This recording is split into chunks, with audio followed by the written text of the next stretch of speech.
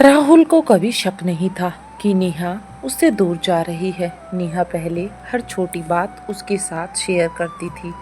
Office में क्या हुआ, किसने और क्या वो कहा, मुझसे बोलती। यहाँ तक कि रास्ते में उसे क्या दिखा, उसने क्या महसूस किया। लेकिन अब दोनों के बीच में पिछले कुछ महीनों से कुछ बदल गया था। फोन अब उल्टा रखकर रखने लगी थी। लेट रिप्लाई, बिजी हूँ वाला जवाब, हंसी वही थी लेकिन आंखों में कनेक्शन नहीं था।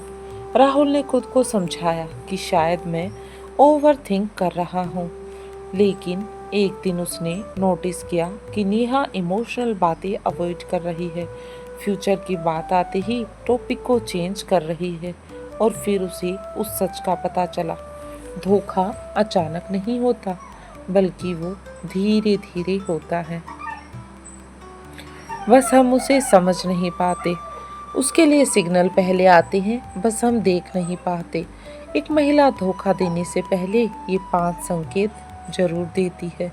अगर आप इन्हें समय रहते समझ लें तो दिल को टूटने से बचाया जा सकता है। आज हम साइकोलॉजी के पर्सपेक्टिव से समझेंगे कि आखिर वो 5 संकेत क्या हैं। पहला संकेत है इमोशनल डिस्टेंस, यानी कि अचानक भावनात्मक दूरी। धोखा कभी भी शारीरिक रूप से नहीं होता, वो सबसे पहले इमोशनल लेवल पर शुरू होता है। आइए एक छोटी सी कहानी के जरिए आपको समझाती हूँ। राहुल ने नोटिस किया कि नेहा अब पहली जैसी नहीं रही। पहले वो कहती थी, आज ऑफिस में बहुत स्ट्रेस था, मुझे तुम्हारी ज़रूरत है। लेकिन अब सब ठीक है, कुछ नहीं है, वो ऐसे रिस्पॉन्स देने लगी है। बातें छोटी हो गई, जवाब ठंडे हो गए और सबसे बड़ा बदलाव, अब वो अपनी फीलिंग उसके साथ शेयर नहीं करती। साइकोलॉजी तौर पर अगर इसे समझें तो जब कोई महिला इमोशनली किसी और की तरफ अट्रैक्ट होने लगती है तो उसका दिमाग सबकॉन्शियसली एनर्जी शिफ्ट करने लगता है। रिलेशनशिप में इमोशनल इंटीमेसी लिमिटेड रिसोर्स की तरह काम करती है।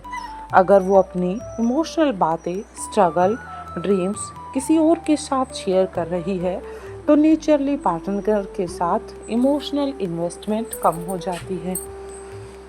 इसे साइकोलॉजी में कहते हैं इमोशनल विड्रॉल। मतलब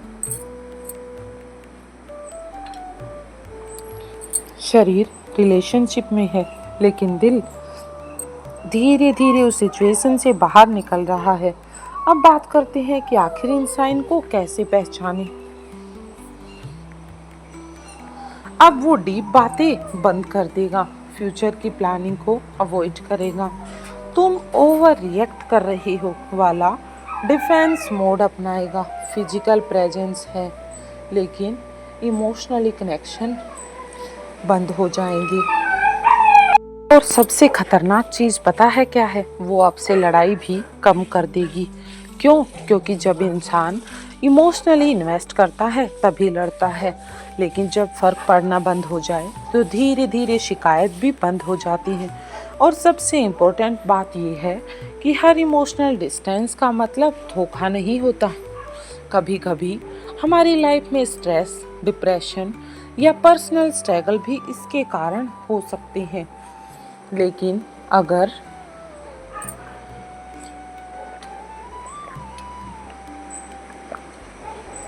दोनों के बीच में दूरी लगातार बढ़ रही है, कम्युनिकेशन कम हो रहा है और ट्रांसपेरेंसी खत्म हो रही है तो ये पहला रेड सिग्नल हो सकता है। अगर आपको भी महसूस हो रहा है कि वो पास है लेकिन साथ नहीं तो इग्नोर मत कीजिए, क्योंकि धोखा अचानक नहीं आता।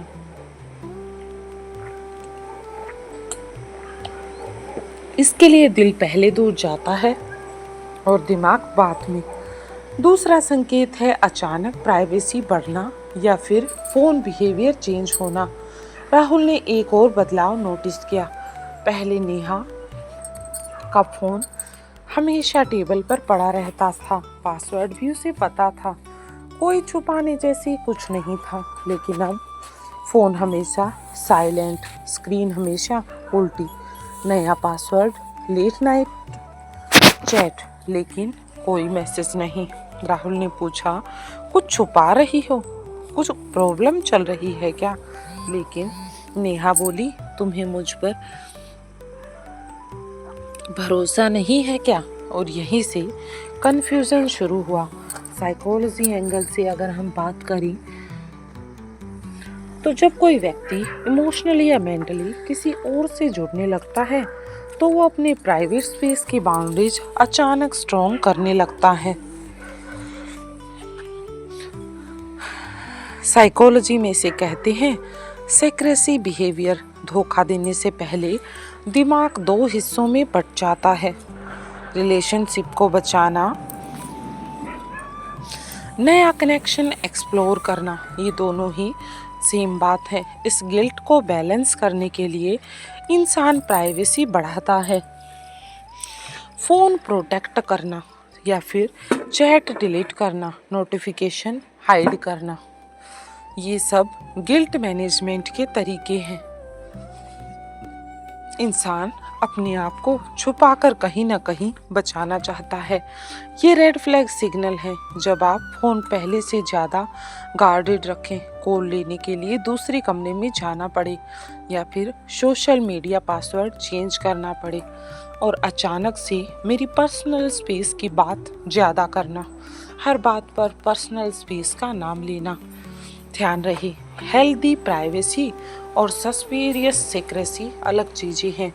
प्राइवेसी में ट्रांसपेरेंसी हो रहती है, लेकिन सीक्रेसी में डिफेंसिविज्म आ जाता है। वो अपने आप को बचाने की कोशिश करता है। अगर कोई एक सिंपल सवाल पर भी इरिटेशन या एग्रेशन आने लगे तो समझिए कुछ अंदर कॉन्फ्लिक्ट चल रहा है, कुछ तो ऐसा है जो अलग है। हर पासवर्ड बदलना धोखा नहीं होता। कभी कभी कोई पास्ट ट्रॉमा, इनसिक्योरिटी या प्राइवेसी नीड के कारण भी ऐसा हो सकता है। लेकिन अगर इमोशनल डिस्टेंस, फोन सीक्रेसी और बिहेवियर चेंज हो रहा है तो ये सब कुछ कोई कोइंसिडेंस नहीं होता है। धोखा पहले चैट में शुरू होता है और फिर धीरे धीरे दिल में जगह बना लेता है। अगर ट्रस्ट ट्रांसपेरेंसी में बदल जाए तो रिलेशनशिप मजबूत हो जाता है, लेकिन अगर ट्रांसपेरेंसी सीक्रेसी में बदल जाए तो खतरे की घंटी बज चुकी होती है, समझ लो। अगर आप तैयार हैं तो अब हम तीसरे संकेत की बात करते हैं। अचानक से अपीयरेंस। राहुल ने एक और बदलाव नोटिस किया। नेहा अब अचानक से अपने लुक पर कुछ ज़्यादा ही ध्यान देने लगी थी। नए कपड़े, नए हेयर स्टाइल और यहाँ तक कि नेहा ने अपनी बॉडी को बदलने के लिए जिम भी ज्वाइन कर लिया था। फ़ोन में सेल्फिश पड़ गई थी। पहले जब राहुल कहता तुम बहुत अच्छी लग रही हो तो वो मुस्कुरा देती थी, लेकिन अब वो पूछती थी मैं कैसी लग रही हूँ।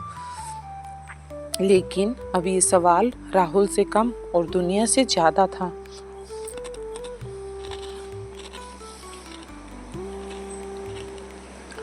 साइकोलॉजी एंगल से अगर बात करें तो जब कोई महिला इमोशनली किसी नए व्यक्ति से अट्रैक्ट होने लगती है तो उसके अंदर वैलिडेशन की क्रेविंग बढ़ने लगती है। इसे साइकोलॉजी में कहते हैं एक्सटर्नल वैलिडेशन सीकिंग। मतलब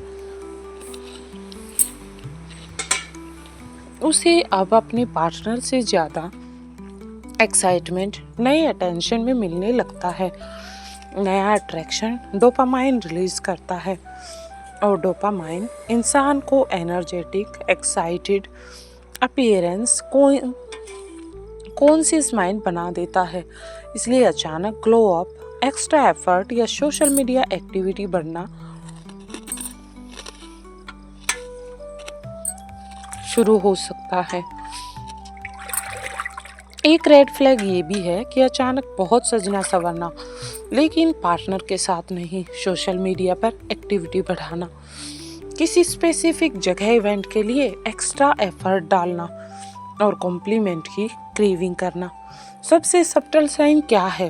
वो अब आपसे इम्प्रेस होने की कोशिश नहीं करती, लेकिन दुनिया को इम्प्रेस करना चाहती है। लेकिन एक जरूरी बात, हर सेल्फ इम्प्रूवमेंट धोखे का संकेत नहीं है। अगर कोई महिला खुद को बेहतर बना रही है, कॉन्फिडेंस बढ़ा रही है, तो ये पॉजिटिव भी हो सकता है। लेकिन अगर ये बदलाव अचानक इमोशनल डिस्टेंस के साथ आ रहा है और ट्रांसपेरेंसी कम हो रही है, तो ये सिर्फ सेल्फ लव नहीं हो सकता। धोखा हमेशा सीक्रेट मैसेज से शुरू नहीं होता। कभी कभी वो किसी और के लिए बेहतर दिखने की चाह से भी शुरू हो सकता है। अगर बदलाव रिलेशनशिप को स्ट्रेंथ करे तो ठीक है, लेकिन अगर बदलाव रिलेशनशिप से दूर ले जाए तो जान लो, सोचने की जरूरत है। चौथा संकेत है इरिटेशन और अननेसेसरी कंपैरिजन पर चलते हैं, जो और भी ज़्यादा पेनफुल है। चौथा संकेत है बढ़ती चिड़चिड़ाहट। राहुल को समझ नहीं आ रहा था। पहले नेहा छोटी छोटी बातों पर हंस देती थी और अब वही बातें उसे इरिटेट करने लगी हैं। अब वो कहती है तुम हमेशा ऐसा ही करते हो, तुम कभी नहीं बदलोगे। दूसरे लोग अपने पार्टनर के लिए कितना करते हैं। ये कंपैरिजन कुछ नया था और राहुल को सबसे ज़्यादा हर्ट क्या करता था। अब वो हर चीज़ में कमी ढूंढने लगी थी। साइकोलॉजी एंगल पर जब कोई महिला इमोशनली किसी और से जुड़ने लगती है तो उसके दिमाग में एक इंटरनल कंपैरिजन शुरू हो जाता है।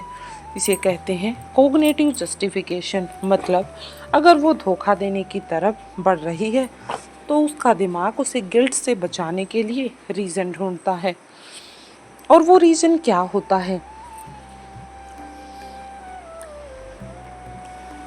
वो रीज़न यही होता है कि मेरा पार्टनर वैसे भी परफेक्ट नहीं, मैं डिज़र्व करती हूँ बेटर रहना, मैं उसके साथ खुश नहीं हूँ, मैं तो एक अच्छा पार्टनर डिज़र्व करती हूँ। ये कंपैरिजन असल में पार्टनर को छोटा दिखाने का तरीका नहीं, बल्कि खुद को जस्टिफाई करने का एक तरीका होता है कि हम खुद को कैसे जस्टिफाई करें। इसमें ध्यान देने वाली बात यह है, जब कोई व्यक्ति छोटी छोटी बात पर इरिटेट होने लगे, बार बार कंपैरिजन करने लगे, वो ऐसा करता है तुम क्यों नहीं, एप्रिसिएशन कम और कंप्लेंट ज़्यादा करने लगे, हर डिस्कशन आर्ग्यूमेंट में बदलने लगे, तो जान लो सबसे डेंजर साइन क्या है। जब वो इमोशनली डिस्कनेक्ट होने के बाद आपको विलन बनाए। हर आर्ग्यूमेंट धोखे का संकेत नहीं है। हेल्दी रिलेशनशिप में भी फाइट होती हैं, लेकिन फ़र्क ये है कि हेल्दी रिलेशनशिप में फाइट प्रॉब्लम सॉल्व होती है। टॉक्सिक कंपैरिजन में पार्टनर डिग्रेड होता है और अगर रिस्पेक्ट कम हो रही हो तो इरिटेशन बढ़ रही है, तो ये इंटरनल कॉन्फ्लिक्ट का सिग्नल हो सकता है। धोखा देने से पहले इंसान अक्सर अपने पार्टनर की इमेज तोड़ता है ताकि अपने फैसले का बोझ हल्का लगे। अगर आपको महसूस हो रहा है कि वो अचानक आपको कम महसूस करा रही है, तो ये सिर्फ मूड स्विंग नहीं भी हो सकता है। अगर आप तैयार हैं तो अब हम पांचवें और सबसे खतरनाक संकेत की बात करते हैं। सबसे खतरनाक संकेत है फ्यूचर प्लानिंग अवॉइड करना। उस पर चलते हैं। राहुल ने एक दिन कैजुअली पूछा, अगले साल हम एक साथ में ट्रिप प्लान करें। नेहा ने जवाब दिया, देखेंगे, अभी इतना आगे मत सोचो। पहले वही नेहा फ्यूचर के सपने देखती थी, घर, शादी, वैकेशन, गोल्स, इन सब के लिए एम्बिशियस रहती थी। लेकिन अब वही नेहा कहती है प्रेजेंट में जीते हो, फ्यूचर की टेंशन क्यों ले रहे हो। राहुल को पहली बार ये सुनकर डर लगा। अगर साइकोलॉजी एंगल से कहें तो जब कोई महिला इमोशनली रिलेशनशिप से बाहर निकलने लगती है ना, तो उसका दिमाग लॉन्ग टर्म इन्वेस्टमेंट को रोक देता है। इसे कहते हैं मतलब वो धीरे धीरे अपने दिल को प्रिपेयर कर रही होती है। फ्यूचर प्लानिंग कमिटमेंट का सिंबल होता है और जब कमिटमेंट कमज़ोर होने लगे तो फ्यूचर की बातें अनकंफर्टेबल लगने लगती हैं। ऐसा क्यों होता है? ऐसा होने के पीछे कई कारण हैं। कई बार अंदर कहीं ना कहीं वो जानती है कि शायद वो उस फ्यूचर में रहना ही नहीं चाहती, तो वो उस फ्यूचर की प्लानिंग क्यों करे, इसलिए वो उस फ्यूचर से दूर भागती है।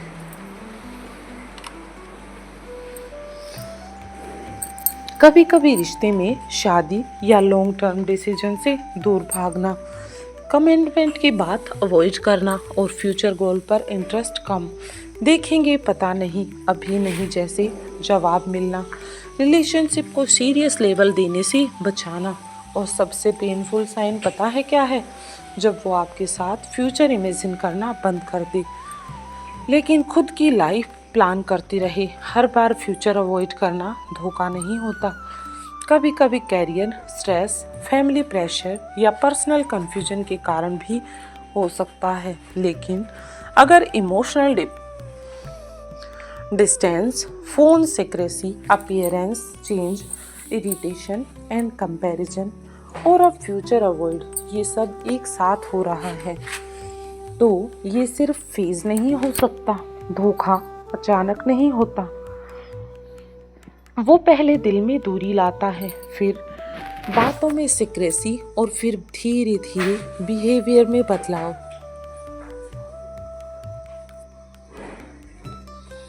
और लास्ट में फ्यूचर से दूरी।